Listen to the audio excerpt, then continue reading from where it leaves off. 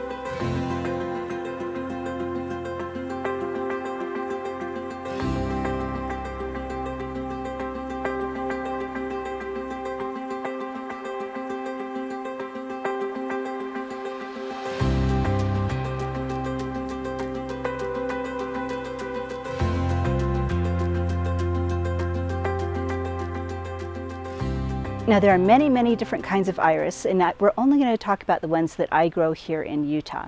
Now there's probably others that can grow here in Utah, but these are the ones that I grow. And we start very early in the season with the rock iris. Now there are many different colors. They're absolutely gorgeous. They're one of the very first flowers that show up in my yard, even before the crocus. And they are absolutely gorgeous. Now they do not grow on rhizomes like regular iris, and we'll show you what a rhizome looks like a little bit later, but they grow by bulbs and form these little clumps. Now the next one that I'm going to talk about is Dutch iris. Dutch iris is another plant that grows with bulbs, lots of beautiful colors, and they are definitely different than the regular bearded iris. Now let's go show you what type of bearded irises I have. Now, as with the rest of my yard, I have a very specific planting plan. I do plant things according to when they bloom and how they look when they bloom. So my irises have very specific spots where I've planted them. Now this very first one, and I'll show you a picture of what each iris looks like. I won't be able to tell you the name of most of them because I don't know the names. Some of them were gifted, some of them I just got out of a bag of irises from Costco. Other ones I did purchase, and I do know the names of those. But this is an absolutely gorgeous bearded iris. And this clump right here, I'm just trying to look at it and see if it's time to cut it back. As you can see, we've got some of the fans, and we're going to show you the anatomy of an iris in a little bit when we dig it up. But a fan is a part of the iris. Some of the fans are starting to shove themselves back there underneath my butterfly bush. So I think what we're going to do is pull some of those out so that it's all in the full sun. This little guy right here is a completely different variety that blooms earlier than the one in the back. So we're going to just leave that little guy there and just pull out a few in the back. What we're also going to do is way down below, you can kind of see there's some dead leaves. We've got some eaten ends, making them look a little bit ragged. And I'm going to break one of the rules that some iris people like to follow. And that is I'm going to cut the tops down just a little bit, just to make them look a little bit neater. And we're also going to dig out all of the dead foliage and clear that out. Now up here we have two other irises that don't need any work done to them at all other than some of the dead foliage being taken out. This one down here is a purple dwarf bearded iris. Absolutely gorgeous. It's one of the first ones of mine to bloom. I dug it out of my stepmom's garden, so I don't know the variety, but it is absolutely gorgeous and very prolific. This one was gifted to me by a friend, and some of you have seen some of the videos I've created with him, Dan Owens. He's not only an arborist, he's an iris lover. This one's called Immortality, and it's one of my few reblooming irises. So here in August, if we get lucky and the weather cooperates and the moisture cooperates and the plants cooperate, we'll get a rebloom of the Immortality iris, and it's absolutely gorgeous. It's pure white. So we're going to cut the tops back on these a little bit to make them look a little bit more attractive and clean out the dead, but it doesn't look like anything needs to be moved, and mostly it's because I did that last year. Now these are definitely eaten up and worse for wear, but these are my variegated irises. I absolutely love them, and I have them dotted around my landscape. There's yellow variegated and white variegated, and they have this gorgeous purple flower in the spring that smells like grapes. And we're going to cut the eaten ends off the tops, and we're going to clean out the dead out of the inside, but I don't see any need to divide these clumps right now. Here's another clump of variegated iris that's looking a lot better. We'll just clean the dead out of that. We may even not cut out the tops on this one. This one right here is another dwarf bearded iris called Baby Brune. Absolutely gorgeous. It's got this dark purple center and yellow falls. This is another one that's been heavily eaten. Now I did use EcoBran earlier in the year to kill back grasshoppers, and it killed back most of the grasshoppers. I have not seen anywhere near the damage I normally do from grasshoppers this time of year, but they seem to be targeting very specific plants, and this is one of them. But anyway, we're going to cut the eaten tops off of this one. This is another one of the purple dwarf bearded irises that I have. And this is another Baby Brune. Now a lot of the actual work that we're going to do on my irises is through this top area here. Sorry for my shadow, it's just that time of day. Let me go over these irises and tell you what the problems are with these. Now these are some of my oldest clumps of irises. I've divided these clumps over and over again. This is called Batik. It's an absolutely gorgeous iris, and it's just going to need to be dug up and redone. I may dig up the whole thing and just replant them. I don't know. I'll have to see what happens as I get into the project. Or I may just thin it out and take out the older clumps and leave the rest. But anyway, this clump needs to be thinned out. Another one that we've got to move, and when it's time to move it, I'll show you where I'm going to move it. This is another reblooming dwarf iris. I'll put the name on the screen because I've forgotten what it is. But it's just been shaded and taken over by the drops of Jupiter oregano, and it hasn't grown at all. So I think we just need to move it into an area where it's going to get more sun and more room to breathe. This one I've got to think about a little bit. This is another Immortality. I wanted it in the center because I wanted an Immortality on each side of the property and one in the center. But this one just has not bloomed. It could be that it's too close to my medlar tree, could be that it gets too much shade in the earlier part of the day. But I think what I'm going to do is just cut it back, clean it up, and then wait for next year and see if anything happens next year. If it doesn't bloom next year, then I'll need to move it. This is another clump of Batik iris, and it did not bloom this year, which means it needs to be dug up and thinned out and replanted. So we're going to be doing that. Now I'll put the name of this dwarf bearded iris on the screen, but it looks a lot like the Baby Brune, but its blue spot is a lot lighter. And it's absolutely gorgeous. I love it. I love those dwarf bearded irises. This is the same one that we have on the other side that's mixed with that other batch that I showed you first. This is one that I don't know the name of. But as you can see, the clump is kind of spreading out where I don't really want it. So we may, once I clean this out, I'll look at it and see if we need to thin this out a little bit. It blooms prolifically, so it's still healthy. This one's a really special one. It's a very, very dark purple. When my mom was alive, she wanted the darkest purple iris I could find. And so I went and found this one for her. And then we planted it in her yard, and she absolutely loved it. And after she passed away, I dug some of it up and brought it to my yard. So this is my mom's iris. So I have an iris from my mom. This one right here is from my ex-mother-in-law, who I absolutely still love. I don't know if you see the monarch butterfly. I'm hoping that they are finding my milkweed. But anyway, this is from my ex-mother-in-law, who I really, really loved a lot. She's amazing, and she's also passed away, but she gifted me this iris. And it's spreading up where I don't want it, so I'm going to dig out a clump up there and plant it back down here so the clump is more where I want it.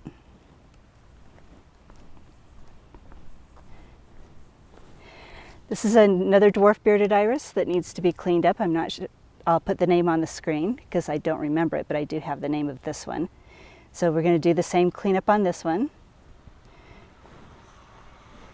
This is another immortality. We're going to leave the clump the way it is because I need to mark an extra one in the back. There's one in the back that just popped up that is blue and that has yellow falls that I didn't realize I still had. I thought I'd lost that one when I had done a bunch of iris moving a few years back, but it popped up when I moved the immortality. So we're going to see if I can tag that so that I can move it to another area. This iris right here is another beautiful iris that I don't know the name of, and it's getting swallowed by my really healthy weeping cherry. This is a Snow Fountains weeping cherry. So what I'm going to do is I have this columbine. Every single plant that you see along the fence there is a columbine, and this one just reseeded itself right here. And I really don't need the columbine right there. So I'm going to dig that out, and we're going to move that iris forward. I think this is another one of the purple dwarf irises that I got from my stepmom. But we're going to move that iris forward so it's a little cleaner and not shaded out by the weeping cherry.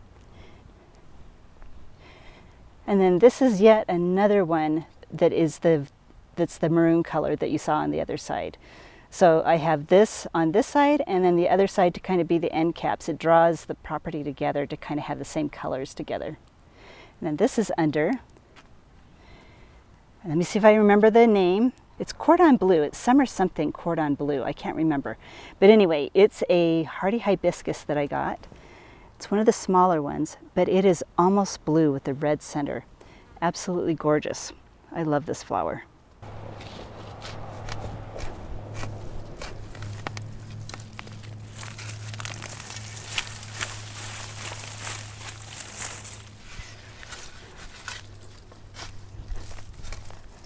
So now that we've showed you the types of iris that I have, we're going to go over the anatomy of an iris. And understanding the anatomy of an iris is going to help you know how to plant them.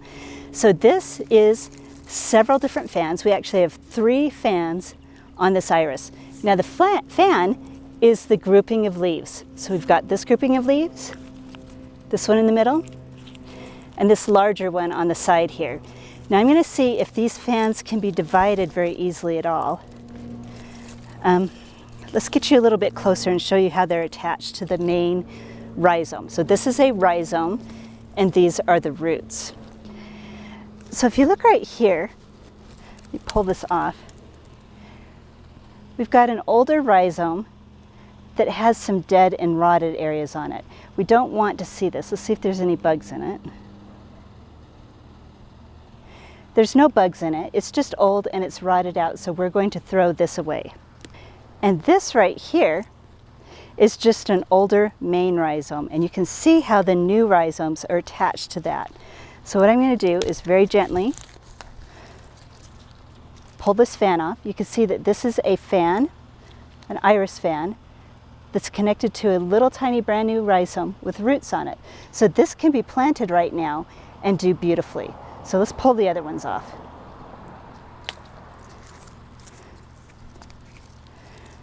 So you can see in the back, maybe you can see how this is done.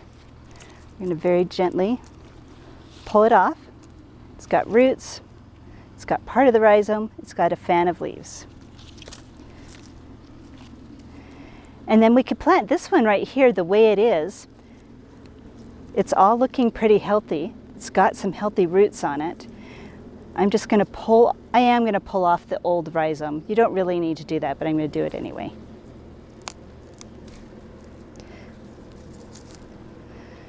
So there we have that one. This one can also be planted. Now I can gift this iris fan the way it is to somebody, and they'll have a gorgeous clump of irises within the next couple of years. But we've got some extra leaves on here that we don't need. So because this is dug up and I'm going to be replanting it, I'm going to cut that much of the leaves off. Now this iris fan is ready to go. We can dry it out or we can plant it right now. But these iris fans are very, very hardy. I've seen them lying in a compost bin, my compost bin, for months and months and months, and then start growing again.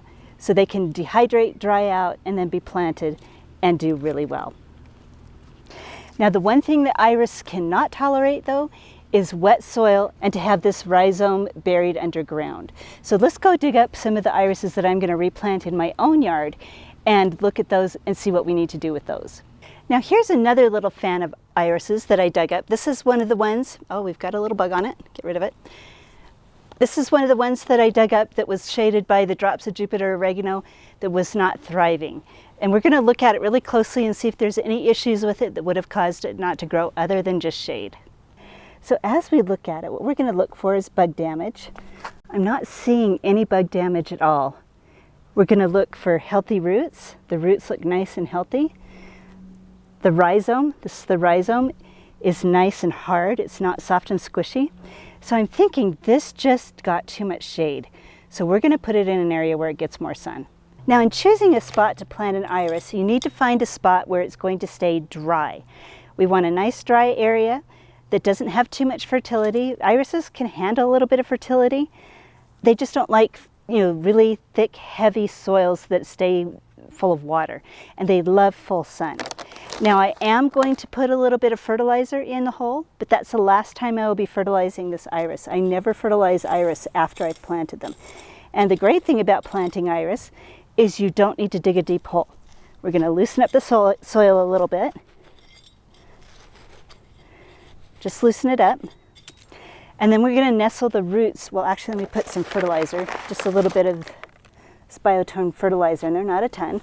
We're going to nestle the roots in there, and then we're going to bury it so that the top part of the rhizome is kind of on top of the soil. So let me get you in closer and show you what that looks like. So if you look at it, it is buried just a tiny bit, but it's not really deeply buried. It's in the soil so that it's going to be firmly anchored. It's not going to be kicked out or dragged out of the soil. So I think this is going to be a good spot for it. You can see the top of the iris, the rhizome at the top of the soil. And I am not going to water these plants right now. This is one of the only plants that I don't water right after planting, especially if it's one that I didn't cure afterwards. This is the time of year where irises are completely dormant. So if you look at this large patch of iris, it's not doing any growing. It's just kind of sitting here dormant. And it doesn't like a lot of water during this time of year, especially right after planting this time of year. If it has fresh wounds on it, you really don't want to be watering it, or you want to lay it out and let them cure for a while before you plant them. And even then, heavily watering them in is not a huge necessity. Now I'll go through and show you how I clean out one of my iris patches. But then I'm going to do the rest off camera because it's really hot. We've got a storm rolling in. I've got to do it quickly, and I'm not really good at going through and changing camera angles all the time. So we're going to show you how we clean out this first patch and what it looks like at the finish, and then I'll show you what it all looks like at the end. So with this iris patch, all we're going to do is go in and pull out the dead from around the bottom. And the reason we're doing this is because we're getting so much matted dead foliage down there. It might end up rotting the bulbs. So we want to keep those bulbs as open and as free as possible. So that's what we're going to do. So we're just going to go in here and see how much of this dead foliage we can pull out.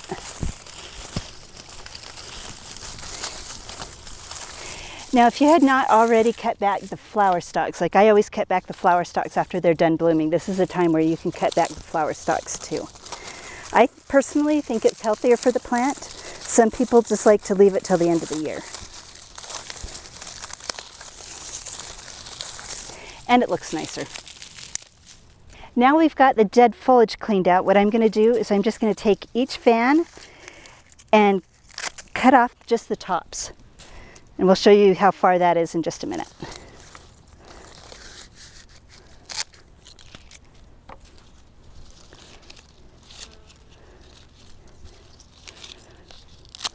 So this is what the patch looks like after I'm done. It's not perfect, but it is so hot out here. I am actually just sweating up a storm.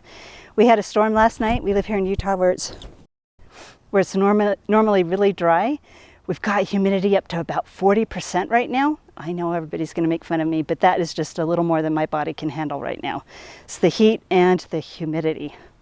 So I feel sorry for you people on the East Coast. I'm really sorry for you because I would not be able to tolerate it. But anyway, this is what the patch looks like.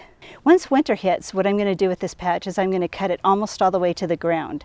That way it leaves open air. We get a lot of snow cover. It's not going to have matted leaves to start rotting, and they come back beautifully the next spring. Now, I thought I was actually going to be able to finish a lot more tonight because it is a little bit cooler than it has been, but I think this is about where I'm going to be able to tolerate. So I'm going to be finishing this project on another day. I think you've seen the important parts. Now, the last thing that I want to cover is why plant irises. I have several clients in my design business that say they just don't like irises because they look like grandma flowers. Now, I do have to tell you that's one of my favorite things about them. One of the things I remember the most about my grandma and visiting her in the summers were she called them flags at that time, her flag patch.